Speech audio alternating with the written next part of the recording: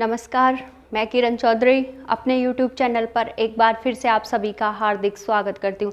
देखिए, हम पढ़ रहे हैं राजस्थान की ज्योग्राफी और राजस्थान की ज्योग्राफी में आज हम एक नया टॉपिक शुरू कर रहे हैं। देखिए, अरावली पर्वतमाला में स्थित पठार। हमने देखा कि धरातल पर हमें बहुत सारी जो है स्थलाकृतियाँ नज़र आती है। भौतिक विभागों वाला अपना जो टॉपिक था उसमें हमने राजस्थान की सभी धरातलीय स्थलाकृतियों को देखा। कहीं पर्वत थे, कहीं पठार, कहीं मैदान, कहीं जो है रेगिस्तान। आज पठार हमने देखा जो राजस्थान का ये वाला जो दक्षिणी और पूर्वी जो हिस्सा है वहाँ पर जो है हाड़ौती का जो पठार पाया जाता है, हमने उसकी बात की। देखिए, भौतिक विभागों में जो 4 भौतिक विभागों में जो राजस्थान को बांटा है उसमें हमने दक्षिणी, पूर्वी या हाड़ौती के पठार की बात की। आज हम जो बात करने जा रहे हैं, हमने जो अरावली पर्वतमाला पढ़ी थी जो उत्तर पूर्व से दक्षिण पश्चिम में राजस्थान के लगभग बीच में फैली हुई है, अरावली पर्वतमाला जो पड़ी थी, उस अरावली पर्वतमाला में स्थित जो कुछ पठार हैं उनका हम अध्ययन करेंगे। देखिए, वो जो कुछ पठार है अरावली पर्वतमाला में वो बहुत इम्पोर्टेंट है। वहाँ से जो है एग्ज़ाम में बहुत बार क्वेश्चन देखे गए हैं, तो उनको हम इग्नोर नहीं कर सकते। इसीलिए आज हम जो है अरावली पर्वतमाला में स्थित पठारों की बात करेंगे। देखिए, वैसे ये अरावली पर्वतमाला है, लेकिन क्या होता है कि पर्वतों में भी अनेक प्रकार की स्थलाकृतियाँ पाई जाती है। ये अपना जो अरावली पर्वतमाला वाला जो टॉपिक था उसमें हमने देखा था। जैसे मान लो ये अरावली पर्वतमाला है, ठीक है। अब इसमें ये तो हो गए पर्वत, ये क्या है, ऊपर वाला हिस्सा पर्वत, ठीक है, और ये है पर्वत चोटी, ठीक है।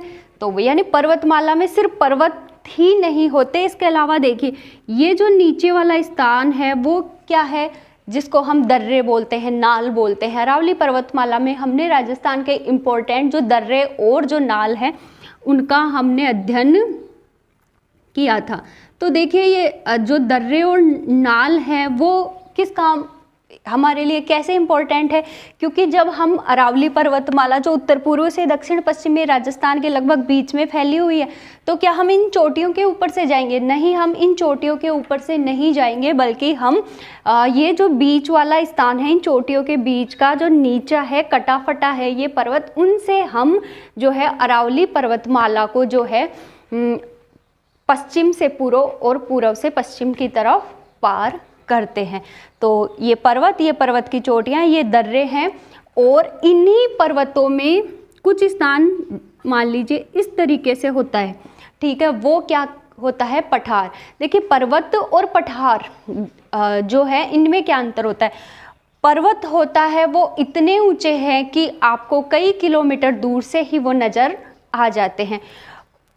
पठार है पर्वतों के मुकाबले इनकी जो है ऊंचाई कुछ कम होती है, एक बात।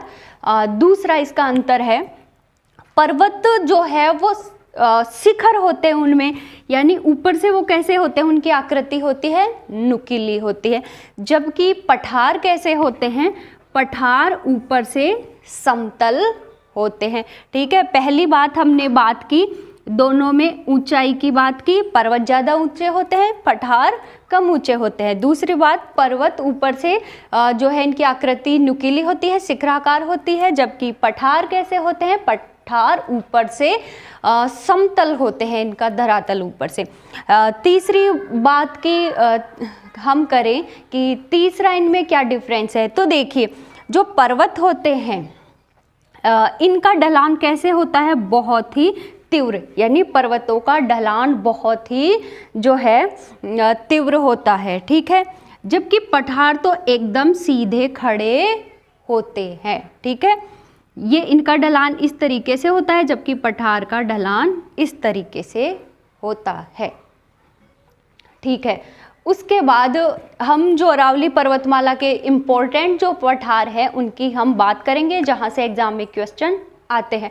तो देखिए, ये जो मैं स्टार्टिंग से एक चीज़ कह रही हूँ कि मैटर आपको बहुत सारा मिल जाएगा, बुक्स में मिल जाएगा, और आप जो कोचिंग कर रहे हो या आपने स्टडी जो की है वहाँ से आपको मैटर मिल जाता है, लेकिन मैटर मिलना और उसको समझना दो अलग अलग बातें हैं। जैसे मान लो कोई RAS या IAS बना है, तो हम उनके नोट्स लेके क्या हम भी बन सकते हैं? नहीं।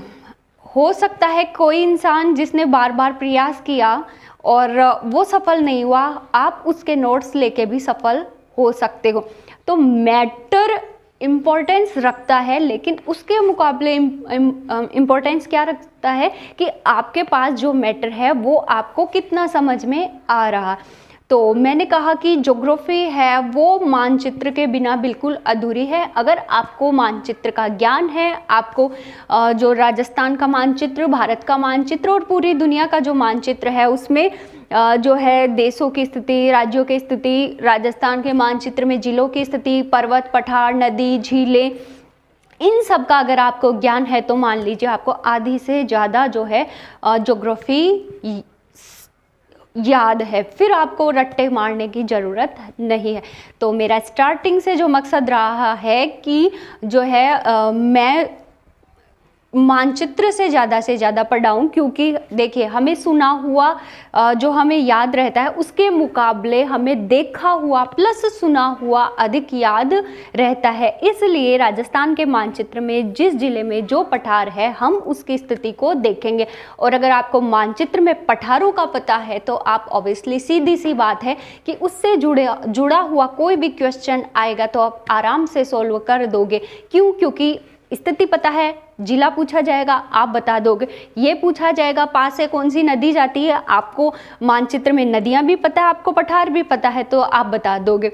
इसके अलावा ये पूछा जाएगा कि कौन सी पर्वतमाला के पास पठार है, आपको पता है क्योंकि आपको पर्वतों का पता है। इसके अलावा ये पूछा जाए कौन सी झील के किनारे है, आपको हर जिले की झीलों को मानचित्र में पता है और मानचित्र में आपको पठारों का पता है, आप देख लोगे। तो मतलब ज्योग्राफी सबसे पहले मैं ये कहूँगी एटलस अपने साथ रखो और उसका लगातार अध्ययन करते रहो। ज्योग्राफी बहुत सरल हो जाएगी। और जिन लोगों को लगता है कि ज्योग्राफी बहुत मुश्किल है तो इसीलिए मुश्किल है कि शायद वो मानचित्र का अध्ययन नहीं करते। तो शुरू करते हैं हम अरावली पर्वतमाला के कुछ पठारों का। तो देखिए सबसे पहले हम देखते हैं, हम चलते हैं मानचित्र में जिले आपको सबने अच्छे से पता है। तो देखिए ये कौन सा जिला है? राजसमंद जिला। कौन सा है? राजसमंद। ठीक है, ये कौन सा जिला है? राजसमंद जिला। देखिए राजसमंद जिले में एक स्थान है कुंभलगढ़। कौन सा स्थान है? कुंभलगढ़। और ये आपका आ गया उदयपुर जिला। उदयपुर जिला है, उसमें है गोगुंदा की पहाड़ियाँ। राजसमंद जिले में कुंभलगढ़ और उदयपुर जिले में है गोगुंदा की पहाड़ियाँ। और गोगुंदा और कुंभलगढ़ इन दोनों के मध्य एक पठार विस्तृत है, वो पठार है भोराट का पठार। देखिए यहाँ से क्वेश्चन किस तरीके से पूछा जाएगा। भोराट का पठार स्थित है सबसे पहले जो भौतिक प्रदेश है, जो भौतिक विभाग है, कौन से भौतिक विभाग में आता है? अरावली पर्वतमाला में। क्योंकि हम कंफ्यूज हो सकते हैं, क्योंकि हमें पता है राजस्थान का पठारी दक्षिणी पूर्वी हिस्सा है हम, और यहाँ का कोई जिला हम टिक कर सकते हैं। तो सबसे पहले ध्यान रखना है कि पठार ये दक्षिणी पूर्वी पठार का हिस्सा नहीं है, बल्कि अरावली पर्वतमाला का हिस्सा है भोराट का पठार। उसके बाद कौन से ये जिलों में फैला हुआ है? तो राजसमंद और उदयपुर, दो जिलों में। ठीक है, उसके बाद पूछा जा सकता है कि कौन से दो स्थानों के बीच, ठीक है, भोराट का पठार विस्तृत है? तो कुंभलगढ़ और गोगुंदा की पहाड़ी पूछा गया है ये क्वेश्चन। कुंभलगढ़ और गोगुंदा की पहाड़ियों के मध्य विस्तृत पठार है, तो कौन सा है? भोराट का पठार। ठीक है, उसके बाद हम दूसरे पठार की बात करते हैं। देखिए ये है आपका कौन सा जिला है? सिरोही जिला। कौन सा जिला है? सिरोही जिला। सिरोही जिले में आपको पता होगा अरावली पर्वतमाला की सबसे ऊंची चोटी है गुरु शिखर, और यहाँ एक पर्वत है। कौन सा पर्वत है? माउंट आबू पर्वत है। अरावली पर्वतमाला का सबसे जो ऊंचा स्थान है वो सिरोही में है, माउंट आबू है, और पर्वत चोटी है उसका नाम भी है माउंट आबू। ठीक है, तो जो सिरोही में जो माउंट आबू पर्वत है, ठीक है, उसमें दो पठार है। ठीक है, उसमें दो पठार है, एक है आबू का पठार और दूसरा है उड़िया का पठार। ठीक है, तो आबू का पठार कहाँ है? सिरोही जिले में अरावली पर्वतमाला में माउंट आबू पर्वत चोटी में कहाँ क्या है? आबू का पठार। आबू से तो आपको याद हो जाएगा कि माउंट आबू का हिस्सा है। दूसरा है उड़िया का पठार जो अरावली पर्वतमाला का हिस्सा है, सिरोही जिले में है, माउंट आबू पर्वतमाला में ये स्थित है। इसका जो इम्पोर्टेंट जो एक दूसरा फैक्ट है वो क्या है? जैसे मैंने भी बात की अरावली पर्वतमाला की सबसे ऊंची चोटी जो है गुरु शिखर है, वो भी सिरोही जिले के इसी माउंट आबू पर्वत में स्थित है। और जो गुरु शिखर चोटी के समीप जो पठार है वो है उड़िया का पठार जिसकी ऊंचाई है 1360 मीटर।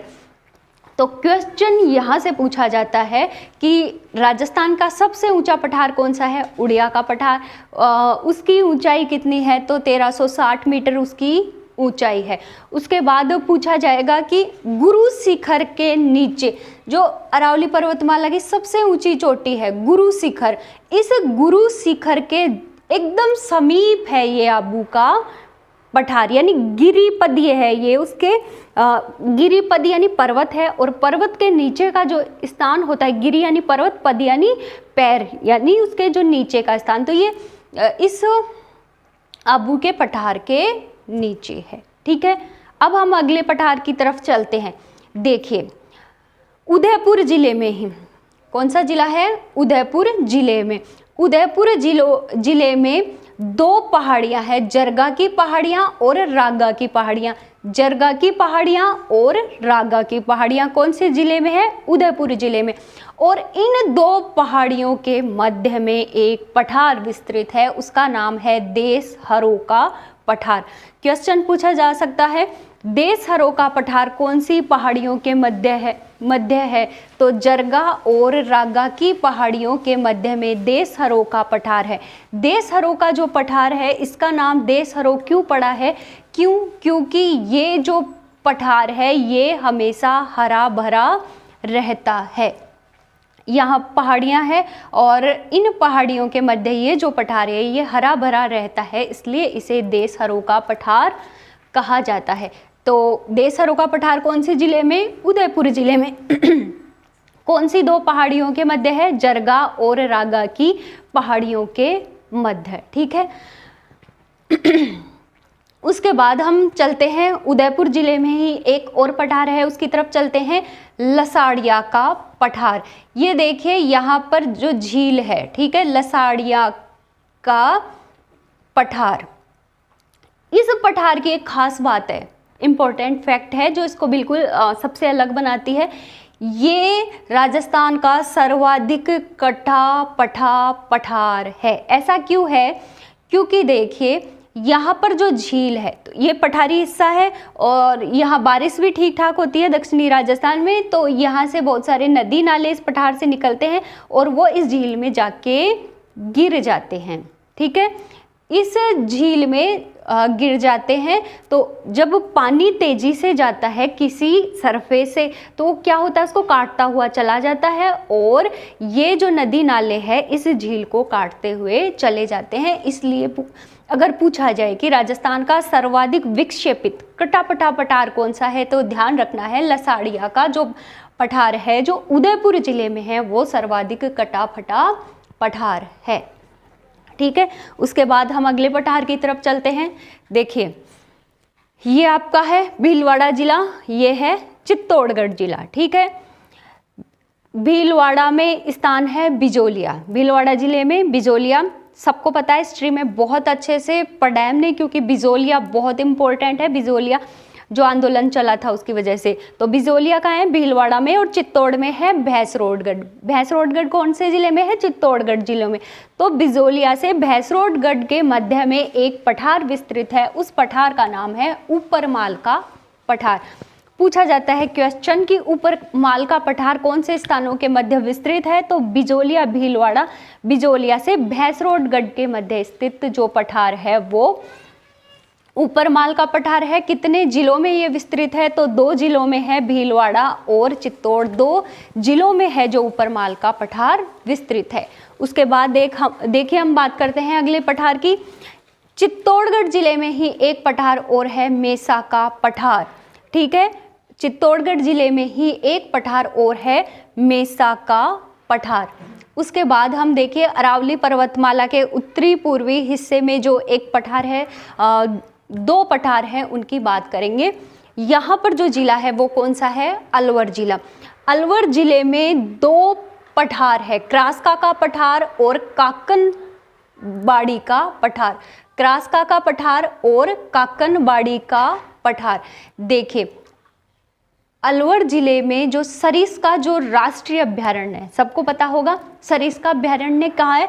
अलवर जिले में ही सरिस्का अभ्यारण्य विस्तृत है और उसी सरिस्का जो अभ्यारण्य है वो इन दोनों पठारों के ऊपर ही विस्तृत है, क्रास्का का पठार और काकनबाड़ी का पठार। और यहाँ एक किला भी है जो कला और संस्कृति में पूछा जाता है। काकनबाड़ी का जो है किला कौन से जिले में है, कौन से अभ्यारण्य में? तो वो काकनबाड़ी का जो किला है वो इसी सरिस्का अभ्यारण्य में जो काकनबाड़ी का जो पठार है, जहाँ सरिस्का अभ्यारण्य विस्तृत है, वही काकनबाड़ी का जो किला है। जब औरंगजेब और दारा सिकोह का अजमेर में जो युद्ध हुआ था, उसके बाद औरंगजेब ने जो है दारा सिकोह को इसी काकनबाड़ी के जो किला है उसमें कैद करके रखा था। ठीक है, एक और हम पठार की बात करते हैं, पिडमांट का पठार। देखिए कौन सा जिला था? याद होगा सबको अच्छे से। ये जो राजसमंद जिला है, ठीक है, और ऊपर कौन सा जिला आ जाता है? अजमेर जिला। तो अजमेर जिले के जस्ट नीचे राजसमंद में एक तहसील है, देवगढ़ तहसील। कौन सी तहसील है राजसमंद जिले में? राजसमंद के बिल्कुल उत्तर वाले हिस्से में, अजमेर के करीब देवगढ़ तहसील है। यहाँ पर पठार विस्तृत है एक, जिसे पिडमांट का पठार कहते हैं। इस पठार की एक खास बात है, ये कैसा पठार है? ये गिरिपदीय पठार है। यानी अभी हमने चर्चा की थी कि गिरिपदीय पठार कैसे है, लेकिन इसमें क्या है? देखिए ये जो पठार है ना, ये पर्वत चोटियों के मध्य विस्तृत है। यानी इस पिडमांट के पठार के चारों तरफ जो है पर्वत चोटियां हैं और उन पर्वत चोटियों के मध्य में ये पिडमांट का पठार स्थित है। और इसका जो ये नाम पड़ा है पिडमांट, वो इसीलिए पड़ा है क्योंकि जो पर्वतों से घिरा हुआ जो पठार होता है उसे पिडमांट का पठार कहते हैं। तो देखिए कंफ्यूज नहीं होना है कि आज हमने पठारों की बात की तो आप कहीं कंफ्यूज हो रहे हो कि पठार हमने पहले पढ़ लिए। तो वो जो भौतिक विभाग जो राजस्थान को 4 भौतिक विभागों में बांटा है, उसके अंदर जो दक्षिणी पूर्वी हमारा हाड़ौती का पठार था, लेकिन आज हमने अरावली पर्वतमाला में स्थित कुछ इम्पोर्टेंट पठारों की बात की। तो कैसा लगा आज जो है आज मैं आपके सामने आके आपको पढ़ा रही हूँ। तो ये आप ही की रिक्वेस्ट के, क्योंकि बहुत सारे स्टूडेंट्स ने बोला था कि आप जो है बोर्ड पे आके पढ़ाइए, क्योंकि शायद हो सकता है उन लोगों को एक्सप्रेशंस से ज़्यादा समझ में आता है। तो आप सभी की रिक्वेस्ट पे मैं बोर्ड पे आई हूँ। और अब आपको अगर मेरा वीडियो अच्छा लगा है तो वीडियो को लाइक कीजिए, शेयर कीजिए और चैनल को सब्सक्राइब करना बिल्कुल मत भूलिएगा। नेक्स्ट वीडियो तक के लिए मुझे आज्ञा दीजिए। धन्यवाद।